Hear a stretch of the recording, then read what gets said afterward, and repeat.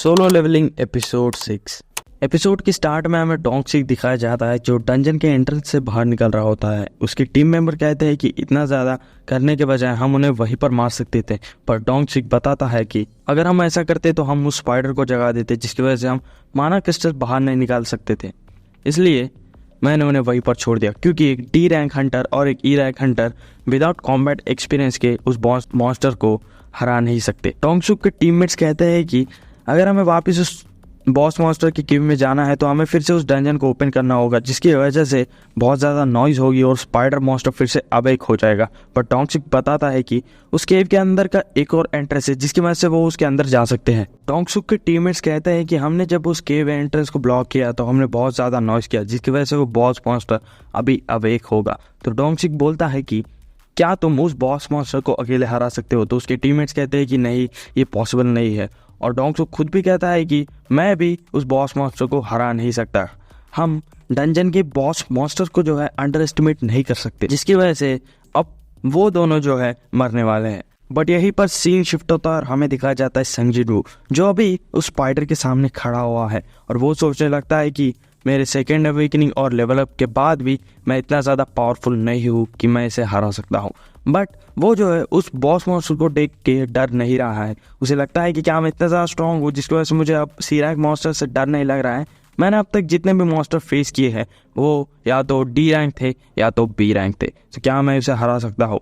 तो संजिन वो उसके ऊपर अटैक कर देता है और कहता है कि हंटर्स इसीलिए हंटर्स कहलाए जाते हैं क्योंकि अभी असली हंट शुरू होने वाला है। सीन शिफ्ट होता है और हमें एसोसिएशन प्रेसिडेंट दिखाया जाता है जो कार में बैठकर वापस जा रहा होता है, जिससे उसका ड्राइवर जो उसे पूछता है कि क्या तुम मेरे साथ स्पारिंग करोगे? तो वो कहता है कि ठीक है, मैं तुम्हारे साथ स्पार जरूर करूंगा।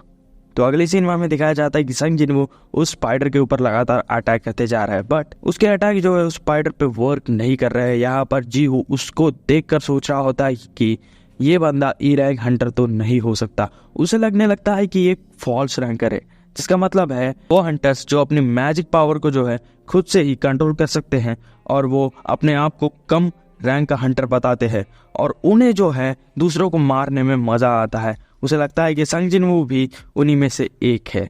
यहाँ पर संजिन वू जो है उस स्पाइडर के ऊपर लगातार अटैक करते रहता है, बट उसके ऊपर उन अटैक्स का कोई भी असर नहीं हो रहा होता है और संजिन वू की फटीग जो है बढ़ती जा रही थी, यानी उसकी थकान जो है लगातार बढ़ती जा रही थी। बट संजिन वू यहाँ पर अपनी न्यू स्किल डैश से उसके ऊपर अटैक कर देता है। उसका अटैक जो है उसके क्रिटिकल पॉइंट पे लैंड नहीं होता और डीबफ जो है उसके ऊपर अप्लाई नहीं होता। संजिन वो फिर से उसके ऊपर लगातार अटैक करने जाता है, बट उसके फटीग बढ़ने की वजह से, उसकी थकान बढ़ने की वजह से वो अचानक बीच में ही रुक जाता है, जिससे वो बॉस मॉन्स्टर उसे नीचे फेंक देता है। नीचे गिरे हुए संजिन वू पे वो स्पाइडर मॉन्स्टर अटैक करता है, बट संजिन वू को उसी मोमेंट पे अपने डेली क्वेस्ट का रिवॉर्ड याद आता है जो होता है फुल रिकवरी, जिसे यूज करके संजिन वू पूरी तरह से अपने हेल्थ और स्टैमिना को रिकवर कर लेता है और संजिन वू उस स्पाइडर की आंख पे हमला कर देता है, जिससे उस स्पाइडर को बहुत ज़्यादा डैमेज होता है और उसको डीबफ मिलता है पैरालिसिस और ब्लीडिंग का, जिसके ऊपर संजिन वू लगातार अपनी ब्लेड से अटैक करते रहता है, जिसकी वजह से उसे डीबफ मिलते रहता है और संजिन वू फाइनली उस स्पाइडर मॉन्स्टर को हरा देता है, जिससे संजिन वू को नोटिफिकेशन आता है कि you have defeated the boss monster और वो लेवल अप कर लेता है। संजिन वू को इस तरह बॉस मॉन्स्टर को हराते हुए देखकर जीहू सोचने लगता है कि ये डेफिनेटली एक फॉल्स रैंकर है, जिसकी वजह से जीहू उसे सर के बुलाने लगता है और उसे पानी देता है और माना क्रिस्टल्स को माइन करना चालू कर देता है, जिसे देखकर संजिन वो सोचने लगता है कि इसके साथ क्या हुआ, इसे क्या होने लगा है। यहाँ पर सीन शिफ्ट होता है और हमें ट्रेनिंग रूम दिखाया जाता है जहाँ पर जिन चोयल और हंटर एसोसिएशन के प्रेसिडेंट स्पारिंग कर रहे होते हैं, जहाँ पर प्रेसिडेंट जो है अपने एक फिस्ट से जो है जिन चोयल को दूर फेंक देते हैं और जिन चोयल कहता है कि thank you for the sparring और तुम्हारे स्किल जो है अभी तक डल नहीं हुए हैं। जहाँ पर प्रेसिडेंट बोलता है कि मैं अब बूढ़ा हो चुका हूँ और अब मुझ में वो बात नहीं रही, पर तुम अभी और ज़्यादा इम्प्रूव हो रहे हो। बट जिनचोल यहाँ पर बताता है कि इस ट्रेनिंग से हंटर की रैंक तो नहीं बढ़ सकती, बट उनकी स्किल ज़रूर बढ़ सकती है। प्रेसिडेंट बोलता है कि मेंटल और फिजिकल स्ट्रेंथ बढ़ना ज़रूरी है क्योंकि तुम डंजन में सबसे ज़्यादा गलत आदमियों से मिल सकते हो। यहाँ पर हमें टॉक्सिक और उसकी टीम दिखाई जाती है जहाँ पर वो संजिन वू के पास पहुँच चुके हैं और वो जो है जीहू से कहता है कि तुम्हें जो है संग जिन वू को मारना होगा। मैंने तुम्हारी डाटा चेक की है जिसमें मुझे पता चला है कि तुम यूजिन कंस्ट्रक्शन के प्रेसिडेंट के बेटे हो, तो तुम्हें जो है इस ई रैंक हंटर को मारना होगा। तो हम तुम्हें ज्वाइन करेंगे, अगर तुम इसे मना कर दोगे तो तुम दोनों साथ में मर सकते हो। पर जीहू यहाँ पर संग जिन वू को डिफेंड करता है, वो उसे नहीं मारता। बट संग जिन वू को यहाँ पर एक क्वेस्ट मिलता है जिसमें लिखा हुआ होता है कि तुम्हें इन एनिमीज को मारना होगा। वहीं पर संग जिन वू के ऊपर वो मेज अटैक कर देता है, जिसकी वजह से संग जिन वू दूर जाके गिरता है और वो बेहोश हो जाता है। यहाँ पर हमें जी ही नाम की एक लड़की दिखाई जाती है जो अपने दोस्तों के साथ जो है हंटर टीम्स के बारे में बात कर रही होती है, और वहीं पर वो जो है चाहे जिनके बारे में भी बात करती है कि कैसे वो एक डंजन इंस्ट्रक्टर बन चुकी है जो लिटरली सी रैंक मॉन्स्टर को सिंगल हैंडेडली हरा सकती है। और वो कहते हैं कि एक ऐसी भी हंटर टीम है जहां पर अबनॉर्मल डेथ रेट बहुत ही ज्यादा है, और वही जो है डोंगसी की टीम होती है। यहाँ हमें फिर से संग जिन वू दिखाया जाता है जो जहाँ पर सोचने लगता है कि मैं इतना ज़्यादा सॉफ्ट क्यों बन गया, मैं इतना ज़्यादा एरोगेंट क्यों बन गया, मुझे इस सिस्टम की ज़रूरत है और इस सिस्टम को मेरी। तो वो संग जिन वू वहाँ पर उठ खड़ा होता है और वो उन एनिमीज की तरफ बढ़ने लगता है।